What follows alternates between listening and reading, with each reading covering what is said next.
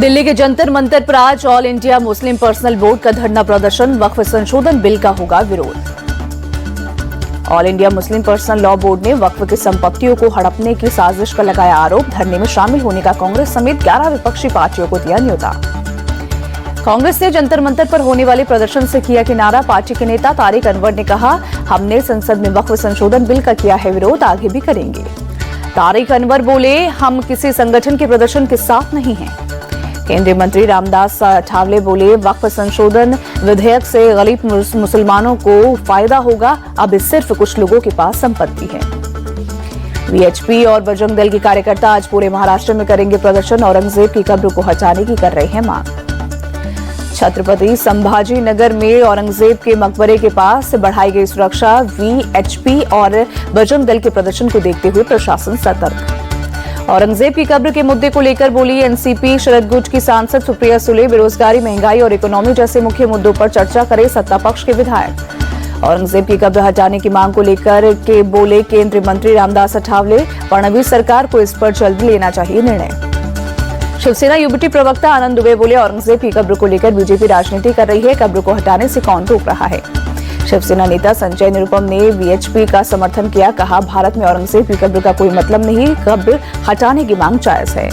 Maharashtra Congress chief Harshvardhan Sapkal ने देवेंद्र फडणवीस के शासनकाल की तुलना औरंगजेब के शासनकाल से की। औरंगजेब को एक क्रूर शासक बताया। बजट सत्र के दूसरा चरण में संसद में आज भी हंगामे के आसार। विपक्ष ने बनाया सरकार को घेरने का प्लान। आप संयोजक अरविंद केजरीवाल ने पत्नी के साथ गोल्डन टेम्पल में मत्था टेका। सीएम भगवंत मान भी मौजूद रहे। अरविंद केजरीवाल बोले, पंजाब की सबसे बड़ी समस्या नशा और भ्रष्टाचार है, हम इसके खिलाफ जंग छेड़ेंगे। सीएम भगवंत मान के कार्यकाल को लेकर बोले केजरीवाल, वो 5 साल पूरा करेंगे और अगले 5 साल भी वही पंजाब के सीएम रहेंगे। पंजाब में आप सरकार के 3 साल पूरे होने पर बोले बीजेपी नेता अनिल सरीन, इन 3 सालों में कोई काम नहीं हुआ, भ्रष्टाचार चरम पर है, कानून व्यवस्था ध्वस्त है।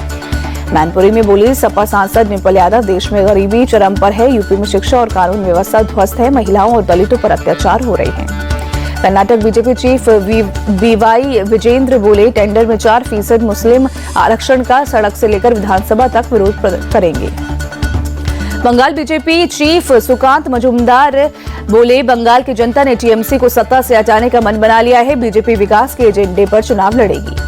सुकांत मजूमदार बोले, हिंदुत्व भारत की आत्मा और बीजेपी इसे चुनाव से नहीं जोड़ती है। सुकांत मजूमदार के बयान को टीएमसी नेता कुणाल घोष ने बेमतलब बताया। कहा, ये लोग बंगाल सरकार की योजनाओं का विरोध करते हैं, उसी को कॉपी कर बीजेपी शासित राज्यों में लागू करते हैं। जेडीयू नेता विजय कुमार चौधरी बोले, नीतीश कुमार पार्टी के नेता हैं और पार्टी का भविष्य उनके फैसले पर निर्भर करता है। पटना में जेडीयू दफ्तर के बाहर नीतीश के बेटे निशांत कुमार के समर्थन में लगे पोस्टर, लिखा, बिहार की मांग सुन लिए निशांत, बहुत बहुत धन्यवाद। पोस्टर लगाने वाले जेडीयू कार्यकर्ताओं का दावा, निशांत कुमार से उनकी बात हुई है, वो राजनीति में आ रहे हैं, 1-2 दिन में घोषणा हो जाएगी। केंद्रीय मंत्री जे किशन रेड्डी बोले, चुनाव के वजह से 3 लैंग्वेज पॉलिसी को लेकर सीएम स्टालिन विवाद खड़ा रहे हैं। राजस्थान कांग्रेस कमेटी की बैठक हुई, प्रदेश में पार्टी को मजबूत करने और खाली पदों को भरने पर बात हुई। उत्तराखंड के वित्त मंत्री प्रेमचंद अग्रवाल ने पद से इस्तीफा दिया। अग्रवाल के खिलाफ पूरे उत्तराखंड में आंदोलन चल रहा था, पहाड़ियों को अपशब्द कहने का आरोप। राष्ट्रीय सुरक्षा सलाहकार अजीत डोवाल की अमेरिकी नेशनल इंटेलिजेंस चीफ तुलसी गबार्ड के साथ बैठक, दोनों के बीच भारत अमेरिका संबंधों के कई पहलुओं पर हुई चर्चा। असम के गुवाहाटी में गृह मंत्री अमित शाह ने पूर्वोत्तर राज्यों के प्रतिनिधियों के साथ बैठक की, नए आपराधिक कानूनों के लागू होने की समीक्षा की। कोकराझार में ऑल बोडो स्टूडेंट्स यूनियन का वार्षिक सम्मेलन, गृह मंत्री अमित शाह बोले, एक जमाना था जब हिंसा और अलगाववाद की बात होती थी, आज शिक्षा और विकास की बात होती है। अमित शाह बोले, साल 2020 में जब बोडोलैंड में शांति के लिए समझौता किया था, तब कांग्रेस ने मजाक उड़ाया था, अभी तक समझौते का 80% काम हो गया है। इम्फाल और गुवाहाटी जोन में 88 करोड़ के ड्रग्स के साथ 4 तस्कर पकड़े गए। गृह मंत्री अमित शाह बोले, ड्रग्स तस्करों को बख्शा नहीं जाएगा। आज से 19 मार्च तक दिल्ली में रायसीना डायलॉग का 10वां संस्करण चलेगा। पीएम मोदी उद्घाटन करेंगे। न्यूजीलैंड के PM Christopher Luxon chief guest होंगे। रायसीना डायलॉग के इस संस्करण की थीम है कालचक्र, मनुष्य, शांति, पृथ्वी। डायलॉग में कई देशों के नेता, कई बड़े बिजनेसमैन भी शामिल होंगे। न्यूजीलैंड के पीएम क्रिस्टोफर लक्सन का केंद्रीय मंत्री एसपी सिंह बघेल ने दिल्ली एयरपोर्ट पर स्वागत किया। 20 मार्च तक भारत की आधिकारिक यात्रा पर रहेंगे लक्सन। 23 मार्च से गाजियाबाद के हिंडन एयरपोर्ट से जम्मू के बीच एयर इंडिया एक्सप्रेस की फ्लाइट उड़ान भरेगी। हर शनिवार को फ्लाइट सेवा बंद रहेगी। चंडीगढ़ में करीब 25 किसान संगठनों की बैठक हुई। अमेरिका और ईयू के साथ फ्री ट्रेड एग्रीमेंट का विरोध हुआ। पंजाब सरकार पर किसान नेताओं ने आवाज को दबाने का आरोप लगाया। कहा, बजट सत्र के दौरान प्रोटेस्ट करेंगे। यूपी के सीएम योगी ने विभागों के साथ $1 ट्रिलियन इकोनॉमी को लेकर समीक्षा की। कहा, ये बड़ा लक्ष्य है, हर विभाग को निभानी होगी जिम्मेदारी। 19 मार्च को योगी सरकार के 8 साल पूरे होंगे। इन 8 सालों में 222 दुर्दांत अपराधी मारे गए। दिल्ली बीजेपी अल्पसंख्यक मोर्चा की इफ्तार पार्टी में पहुंचे सीएम रेखा गुप्ता। उन्हें राम, सीता और लक्ष्मण की प्रतिमा भेंट की गई। इफ्तार में सामाजिक सद्भाव का दिया गया संदेश। सीएम रेखा गुप्ता ने आप पर साधा निशाना। कहा, नालों का काम ऐसी कमरों में बैठकर नहीं हो सकता, इसीलिए हम सब स्पॉट पर आए हैं। एयर पॉल्यूशन कम करने के लिए दिल्ली सरकार ने एक्शन प्लान तैयार किया। पूरे रिंग रोड को डस्ट फ्री बनाया जाएगा। एमसीडी, पीडब्ल्यूडी, डीडीए समेत सभी संबंधित एजेंसियों को आदेश दे दिया गया, सड़कों को रिपेयर करवाएं, पौधे लगाएं। सीएम रेखा गुप्ता ने विधायक दल की बैठक की। बजट को लेकर विधायकों से सुझाव लिए। बैठक के बाद बीजेपी विधायक हरीश खुराना बोले, बैठक में लोगों की उम्मीदों को कैसे पूरा किया जाए, इस पर चर्चा हुई। बीजेपी विधायक रविंद्र सिंह नेगी बोले, सीएम के साथ बैठक में मैंने सीवर और पानी की समस्या पर सुझाव दिए। दिल्ली में पोलो चैंपियनशिप के फाइनल में बतौर मुख्य अतिथि शामिल हुए इंडिया टीवी के chairman Rajat Sharma. BMC advisors northern India polo championship के विजेता खिलाड़ियों को सौंपी ट्रॉफी। पोलो चैंपियनशिप के फाइनल के मौके पर इंडिया टीवी के मैनेजिंग डायरेक्टर ऋतु धवन भी रही मौजूद। मुकाबले में शामिल खिलाड़ियों को दिया अवार्ड।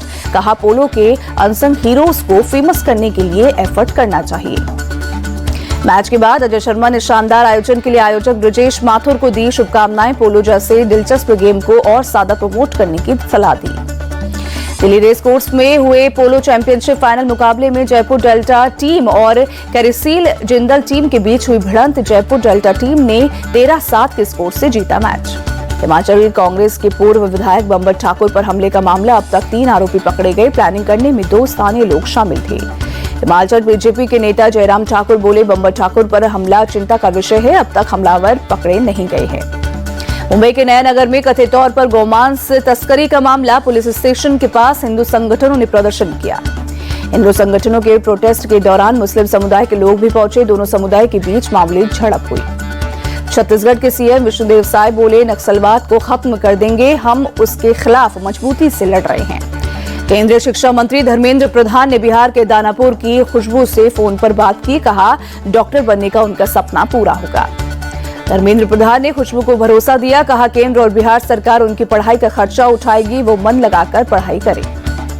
मारुति सुजुकी कंपनी का एक डेलीगेशन सीएम नायब सिंह सैनी से मिला। सोनीपत के आईएमटी खरखौदा स्थित मारुति सुजुकी के नए प्लांट में कारों का प्रोडक्शन शुरू हुआ है। एमपी के राजगढ़ में सीएम मोहन यादव ने जिला अस्पताल के नए भवन का उद्घाटन किया। ओडिशा सरकार ने अगले 5 सालों में 15,000 किलोमीटर सड़कें बनाने का लक्ष्य रखा। वित्त वर्ष 2024 और 25 में माता वैष्णो देवी में 171 करोड़ से ज्यादा का चढ़ावा मिला। 27 किलो से ज्यादा सोना और 3,424 किलो से ज्यादा चांदी लोगों ने भेंट किए। इंटरनेशनल मास्टर्स लीग क्रिकेट का पहला चैंपियन बना भारत। फाइनल में वेस्टइंडीज मास्टर्स को 6 विकेट से दी शिकस्त। वेस्टइंडीज की टीम ने पहले खेलते हुए 149 रनों का दिया था लक्ष्य। भारत की टीम ने 18वें ओवर में 4 विकेट खोकर जीत लिया मैच। भारत की तरफ से अंबाती रायडू ने 50 गेंदों में 74 रनों की धमाकेदार पारी खेली। कप्तान सचिन तेंदुलकर ने 18 गेंदों में 25 रन बनाए। वेस्टइंडीज की तरफ से एशले नर्स ने 2 खिलाड़ियों को भेजा पवेलियन। टीनो बेस्ट और सुलेमान बेन को 1-1 विकेट मिला। वेस्टइंडीज मास्टर्स की तरफ से लेंटन सिमंस ने 57 रनों की पारी खेली। ड्वेन स्मिथ ने 45 रन बनाए। कप्तान ब्रायन लारा 6 रन बनाकर लौटे पवेलियन। भारत की तरफ से विनय कुमार को 3 और शहबाज नदीम को 2 विकेट मिला। पवन नेगी और स्टुअर्ट बिनी को 1-1 विकेट मिला। इंटरनेशनल मास्टर्स लीग का पहली बार किया गया आयोजन। Bharat, Australia, England, West Indies, Sri Lanka और साउथ अफ्रीका की टीमों ने हिस्सा लिया। आईपीएल से पहले कोलकाता नाइट राइडर्स को लगा बड़ा झटका। तेज गेंदबाज उमरान मलिक पूरे टूर्नामेंट से हुए बाहर। चोट की वजह से नाम लिया वापस। केकेआर ने बाएं हाथ के तेज गेंदबाज चेतन सकारिया को टीम में किया शामिल। सकारिया को केकेआर ने 75 लाख में किया था साइन।